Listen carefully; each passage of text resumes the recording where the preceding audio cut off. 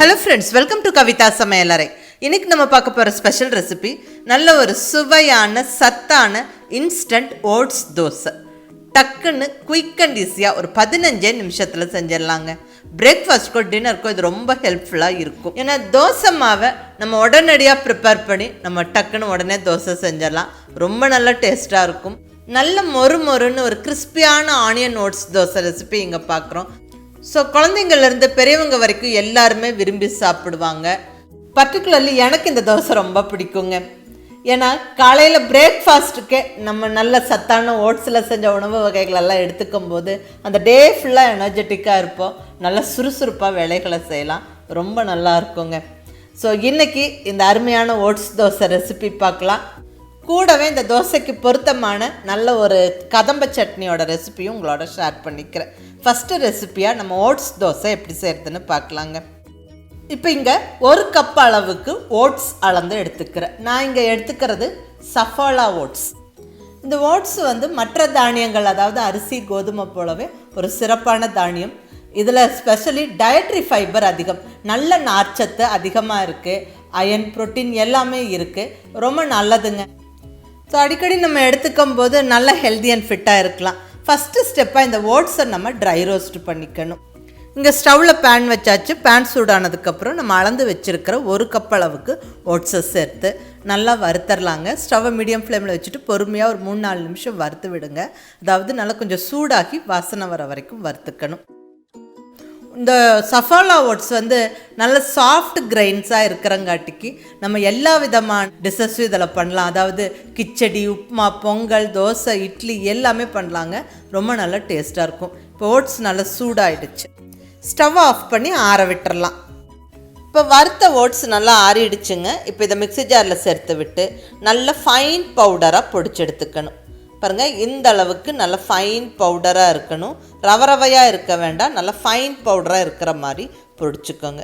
So oats powder ready. இப்போ அதுவும் அளந்து எடுத்தாச்சு. 1 கப்பு ஓட்ஸை நம்ம வறுத்து பொடிச்சதை அளந்து எடுத்தாச்சுங்க.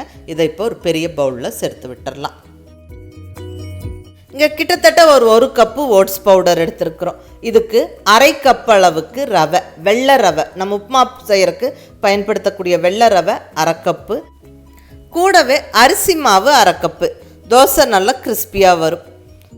அடுத்தது கொஞ்சம் புளிப்பான தயிர் ஒரு 2 டேபிள் ஸ்பூன் அளவுக்கு.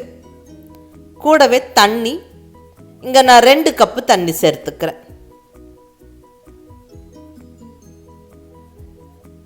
நல்லா கலந்து விட்டுறலாங்க. அதாவது எந்த விதமான கட்டியும் இல்லாமல் நல்லா கலந்துக்கணும். ஒரு விஸ்க் வச்சு கலந்தால் நல்லா ஸ்பீடாக கலந்துடலாம். இல்லை நீங்கள் ஸ்பூனு கரண்டி எது வேணாலும் வச்சு கலந்துக்கலாம். நல்லா கலந்து விட்டுட்டு ஒரு தட்டு போட்டு மூடி வச்சிடலாங்க. ஒரு 10 நிமிஷம் மட்டுமே ஊறட்டும். ஏன்னா நம்ம ரவை சேர்த்துருக்குறோம், ரவை கொஞ்சம் ஊறணும். இப்போ 10 நிமிஷம் கழித்து ஓப்பன் பண்ணுறோங்க. மாவு ரெடியாக இருக்குது. பாருங்கள், நான் கலந்து விட்டு காமிக்கிறேன். அந்த ரவை எல்லாம் நல்லா ஊறி இருக்குது. மாவு கொஞ்சம் கெட்டிப்பட்டிருக்கு. ரவை சேர்த்தா மாவு கொஞ்சம் கெட்டிப்படும். நம்ம இன்னும் கூட கொஞ்சம் தண்ணி விட்டு கரைச்சிக்கணும். அதுக்கு முன்னாடி நம்ம இந்த தோசைக்கு தேவையான அந்த வெங்காயம், கொத்தமல்லி, கருவேப்பிலை எல்லாம் உள்ளே சேர்த்து விட்டுறலாம். நல்ல ஒரு பெரிய வெங்காயம் பொடியாக நறுக்கி சேர்த்துக்கிறேன். கூடவே பொடியாக நறுக்குன்னு கருவேப்பிலை ஒரு 2-3 கொத்து, நல்ல 2 பச்சை மிளகாவை பொடியாக நறுக்கி சேர்த்துடலாம். இது கூட மிஸ் பண்ணாமல் இஞ்சி சேர்த்துக்கங்க. நல்ல ஒரு 1/2 இன்ச்சு சைஸ் இஞ்சியை நல்ல பொடியாக நறுக்கி சேர்த்தாச்சு. கூடவே ஒரு 1/2 டீஸ்பூன் சீரகம், 1/4 டீஸ்பூன் பெருங்காயப்பொடி, முந்திரி பருப்பு. இது ஆப்ஷனல், பட் சேர்த்துக்கிட்டால் ரொம்ப நல்லா டேஸ்ட்டாக இருக்கும். வேணால் சேர்த்துக்கோங்க. ஒரு 10-12 முந்திரி பருப்பு. அடுத்தது ஒரு கைப்பிடி பொடியாக நறுக்குன்னு கொத்தமல்லி இலை, தேவையான அளவு உப்பு. அவ்வளோதான், எல்லாமே சேர்த்தாச்சு. இதை நல்லா கலந்து விட்டுருவோம். மாவு கெட்டியாக இருக்கக்கூடாதுங்க, நல்ல தண்ணி மாதிரி இருக்கணும். ஸோ இன்னுமே நல்ல ஒரு 1/2 கப்பு தண்ணி சேர்த்துடலாங்க. மாவு நல்ல தண்ணி மாதிரி இருக்கணும். நம்ம செய்கிறது oats rava dosa, instant oats dosa. So நல்ல தண்ணி மாதிரி மாவை கரைச்சாச்சு. இங்கே தோசைக்கல்லும் நல்லா சூடாகி ரெடியாக இருக்குது. நல்ல மாவு தண்ணி மாதிரி கரைச்சிட்டு இப்படி ஓரங்கள்லேருந்து ஊற்றிட்டு வாங்க. மாவு அதே ஸ்ப்ரெட் ஆகி நல்ல பபிள்ஸ் ஃபார்ம் ஆகி இப்படி ஓட்டையாக ஃபார்ம் ஆகுங்க. அப்படின்னா மாவு கரெக்டாக கலந்துருக்குறோன்னு அர்த்தம். நல்லா எண்ணெய் தெளித்து விட்டு நல்லா பொறுமையாக வேக விடணும். எப்பவும் ரவா தோசை, ஓட்ஸ் தோசையெல்லாம் நல்ல பொறுமையாக வேக விட்டு எடுக்கணும். நல்ல கிறிஸ்பியாக வெந்து நல்லா அந்த ப்ரௌன் ஆகணுங்க. பாருங்கள், அந்த ப்ரௌன் ஆனது நல்லா தெரியுது. இப்போ இந்த ஸ்டேஜில் நம்ம திருப்பி போட்டுடலாம். வாவ், பர்ஃபெக்டான அருமையான கிறிஸ்பியான oats dosa, onion oats dosa ஜம்முன்னு ரெடி ஆயிடுச்சுங்க. டக்குன்னு ஒரு 15 நிமிஷத்தில் நம்ம ரெடி பண்ணிடலாம். இது நல்ல ஒரு குயிக்கான பிரேக்ஃபாஸ்ட் ரெசிபி. டின்னருக்கோ பிரேக்ஃபாஸ்ட்டுக்கோ நம்ம அழகாக பிளான் பண்ணி செஞ்சிடலாம். ரொம்ப நல்ல டேஸ்ட்டாக இருக்கும். இந்த சஃபோலா ஓட்ஸில் செஞ்ச இந்த ஓட்ஸ் தோசை ரொம்ப ஹெல்த்தியானதும் கூட. இது அப்படியே சாப்பிட்றதுக்கும் நல்லாயிருக்குங்க, இல்லை நல்ல சட்னியோட தொட்டு சாப்பிட்டா இன்னுமே நல்லாயிருக்கும். நான் இன்றைக்கி இந்த ஓட்ஸ் தோசைக்கு மேட்சாக நல்ல ஒரு கதம்ப சட்னி செஞ்சுருக்கேன். இப்போ குயிக்காக நம்ம கதம்ப சட்னி ரெசிப்பியும் பார்த்துடலாங்க. அதாவது புதினா, கருவேப்பிலை, கொத்தமல்லி 3 சேர்த்து செய்கிறது தான் கதம்ப சட்னி. எல்லாமே ஒவ்வொரு கைப்பிடி எடுத்துருக்கிறேன். புதினா ஒரு கைப்பிடி, கொத்தமல்லி கீரை ஒரு கைப்பிடி, கருவேப்பிலை ஒரு கைப்பிடி. இப்போ இதெல்லாமே சேர்த்து நல்லா வதக்கி நம்ம சட்னி அரைக்க போகிறோம். ஸோ ரொம்ப நல்லா டேஸ்ட்டாகவும் இருக்கும், நல்ல சத்தானது கூட. ஏன்னா எல்லா கீரையுமே இங்கே சேருது. இதில் எல்லாமே அயன் சத்து அதிகம். ஒவ்வொன்றிலையும் நிறைய மருத்துவ பயன்கள் இருக்குது. இது 3 சேர்த்து செய்யும்போது ரொம்ப நல்லாயிருக்கும். நம்ம வீக்கெண்ட்ஸில் இதெல்லாம் கொஞ்சம் கொஞ்சமாக இருக்கும்போது டக்குன்னு இதை எடுத்து போட்டு இப்படி ஒரு சட்னியாக செஞ்சிடலாம். ரொம்ப நல்லாயிருக்குங்க. சாதத்தோட பிசைஞ்சு சாப்பிட்றதுக்கும் நல்லாயிருக்கும். இந்த மாதிரி நல்ல ஒரு சத்தான தோசையெல்லாம் செய்யும்போது, இப்படி ஒரு ஹெல்த்தியான சட்னியும் செய்யும்போது நல்ல மேட்சாக இருக்கும். ஸோ இப்போ இந்த சட்னியை நம்ம செய்ய ஸ்டார்ட் பண்ணிடலாம். இப்போ இங்கே ஸ்டவ்வில் கடாய் வச்சாச்சுங்க. கடாய் சூடானதுக்கப்புறம் 1 ஸ்பூன் ஆயில் சேர்த்துக்கிறேன். இந்த எண்ணெய் கொஞ்சம் சூடானதுக்கப்புறம் 1 ஸ்பூன் கடலைப்பருப்பு, 1 ஸ்பூன் உளுந்தம்பருப்பு. இந்த கடலைப்பருப்பும் உளுந்தம்பருப்பும் நல்லா பொரிஞ்சு வாசனை வரட்டும்.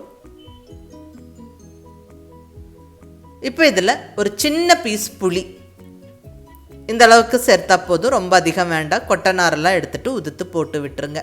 கூடவே 3 வரமிளகாய். அடுத்ததாக கொஞ்சமாக தேங்காய். நான் இங்கே ஒரு 1/2 கப்பு தேங்காய் சேர்த்துக்கிறேன். இதில் கொஞ்சமாக பெருங்காயப்பொடி ஒரு 2 சிட்டிகை. இதெல்லாம் நல்லா வறுத்து விட்டுட்டு நம்ம இப்போ எடுத்து வச்சுருக்கிற அந்த புதினா, கொத்தமல்லி, கருவேப்பிலை 3 நல்லா கழுவிட்டு இதில் சேர்த்து விட்டு நல்லா வதக்கிடலாங்க. இந்த புதினா, கொத்தமல்லி, கருவேப்பிலை நல்லா வதங்கணும். ஒரு 2 நிமிஷம் நல்லா வதக்கி விட்டுட்டு நம்ம ஸ்டவ்வை ஆஃப் பண்ணிடலாம். நல்லா ஆறுனதுக்கப்புறம் நம்ம மிக்ஸி ஜாரில் சேர்த்து அரைக்கணும். இப்போ நல்லா ஆறிடுச்சுங்க. இப்போ நம்ம மிக்ஸி ஜாரில் சேர்த்து விட்டுடலாம். இப்போ வதக்கின பொருட்களெல்லாம் மிக்சியில் சேர்த்தாச்சு. கூடவே தேவையான அளவு உப்பும் சேர்த்துடலாம். நல்லா இந்த மாதிரி ஃபைன் பேஸ்ட்டாக அரைச்சிக்கணும். பாருங்கள், அழகான க்ரீன் கலரில் கமகமன்னு சட்னி ரெடி ஆயிடுச்சு. இதில் புதினா, கொத்தமல்லி, கருவேப்பிலை 3 சேர்ந்துருக்கிறதுனால வாசனை அட்டகாசமாக இருக்குங்க. டேஸ்ட்டும் ரொம்ப ரொம்ப நல்லாயிருக்கும். ரொம்ப ஹெல்த்துக்கும் நல்லது. இப்போ நல்லா தாளிப்பு ஆட் பண்ணிடலாம். 1 ஸ்பூன் எண்ணெய் விட்டு அதில் கடுகு, உளுந்தம்பருப்பு, கருவேப்பிலை, ஒரு வரமிளகாய் சேர்த்து தாளித்து சட்னி மேலே போட்டு விட்டுறலாம். அவ்வளோதாங்க, சுவையான கதம்ப சட்னியும் ஜம்முன்னு ரெடி ஆயிடுச்சு. சுட சுட இந்த ஓட்ஸ் தோசைக்கு இந்த கதம்ப சட்னி ரொம்ப நல்லா பொருத்தமாக இருக்கும். மிஸ் பண்ணாமல் ட்ரை பண்ணி பார்த்துட்டு உங்கள் ஃபீட்பேக் சொல்லுங்கள். ரெண்டுமே ரொம்ப ஹெல்த்தியான ரெசிபீஸு. நம்ம குயிக் அண்ட் ஈஸியாக செஞ்சிடலாம். ரொம்ப நல்லா டேஸ்ட்டாகவும் இருக்கும். ஸோ மிஸ் பண்ணாமல் ட்ரை பண்ணி பார்த்துட்டு உங்கள் ஃபீட்பேக் சொல்லுங்கள். பிடிச்சிருந்தா லைக் பண்ணி, ஷேர் பண்ணி, கமெண்ட் பண்ணுங்கள். கவிதா சமையலறை சப்ஸ்கிரைப் பண்ணி என்னுடைய மற்ற ரெசிபீஸும் வீடியோஸும் பாருங்கள். தேங்க்யூ.